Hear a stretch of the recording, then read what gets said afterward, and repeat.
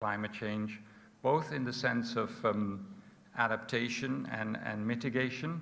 I don't know if some of you have been in the negotiations, but in climate change negotiations, people like to separate adaptation and mitigation. This is a sort of mantra of our end-of-pipe climate change negotiators. But of course, when you're talking about agriculture and forestry, it is totally impossible to separate adaptation and mitigation, and even more so in the drylands. And so, you know, as I always say, I don't mind whether you talk about mitigation or whether you talk about adaptation with mitigation co-benefits. We all know what we're talking about. Better carbon storage and better livelihoods for people. The restoration is, of course, it's all about improving the resilience of human and natural systems, and the restoration is definitely a big priority for many of the countries that are present here, and many of the countries that are part of the Great Green Wall have actually pledged to restore major areas as part of this initiative. Okay, next slide. So here is a map of the northern part of Africa with hyper-arid, arid, semi-arid and dry subhumid areas indicated. Of course, in our definition of drylands, everything that is not wet is dry. So you see that Harrison Carnwea from Liberia sees that his country is excluded. No offense meant, but you know, you could see that most of Africa is actually dry. There's 1.6 billion hectares of drylands in North Africa, Sahel and the Horn of Africa, which is 55% of Africa's land area, and it's also 11% of the world's land area.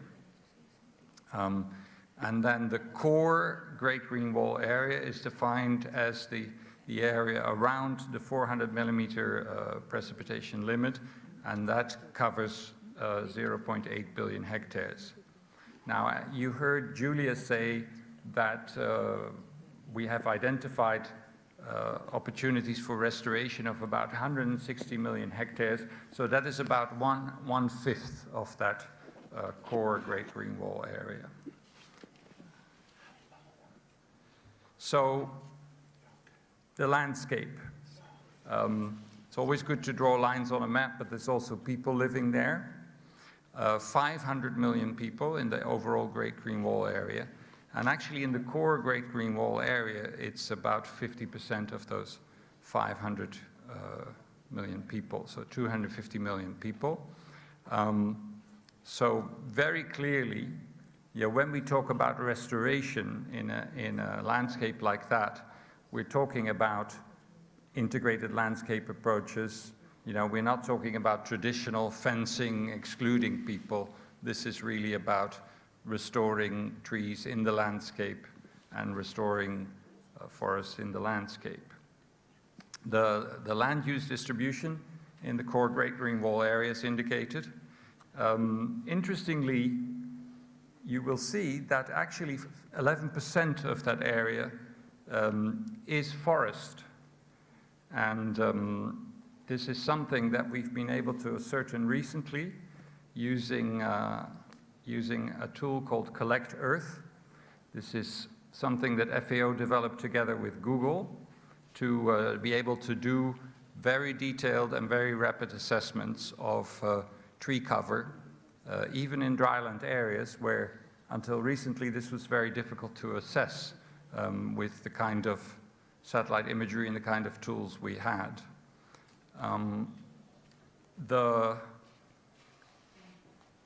Next slide. So with this Collect Earth tool, we did the first global assessment of tree, forest, and land use in drylands, which was published recently, and it's actually already available in English, but it will be available in French as well next month. And we're now working on the global trends on tree cover, forest, and land use, a new pilot assessment.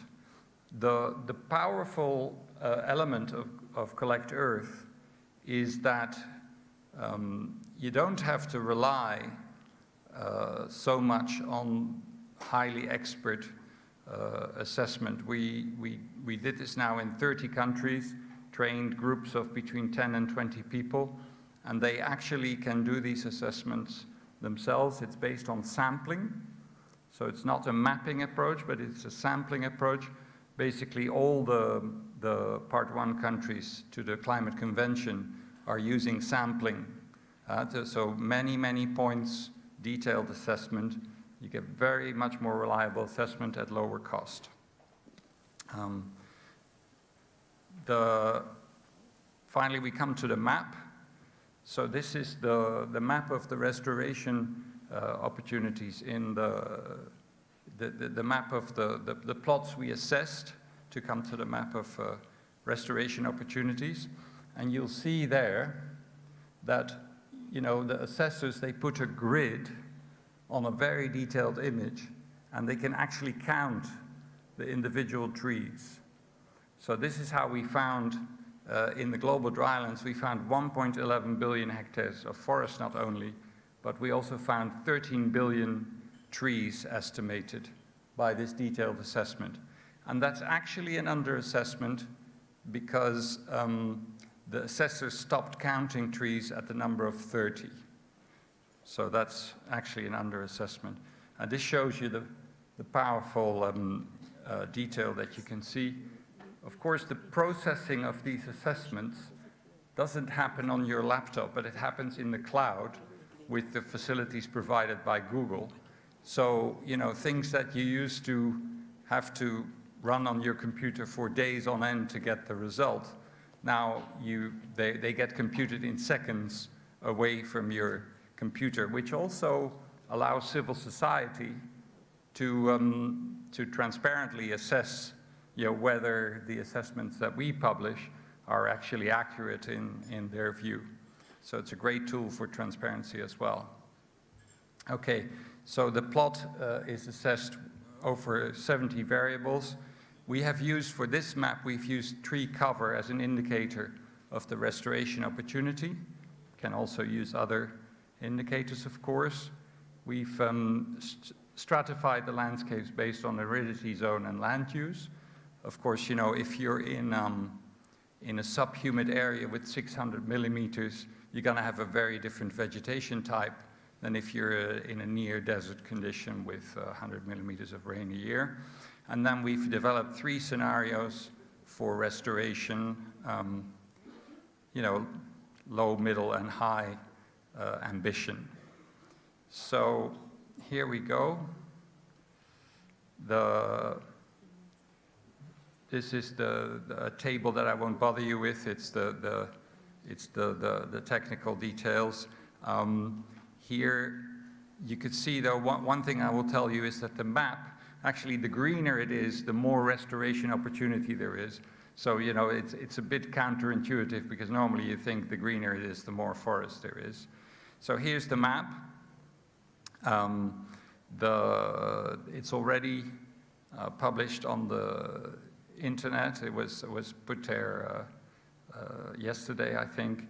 And you could see actually that there's a lot of, so where you see the deep green color, that is where we think there's more restoration opportunity. You can see quite extensive areas in Ethiopia, Sudan, and also in Burkina, Niger, and Mali. So, core area of the Great Green Wall, 780 million hectares.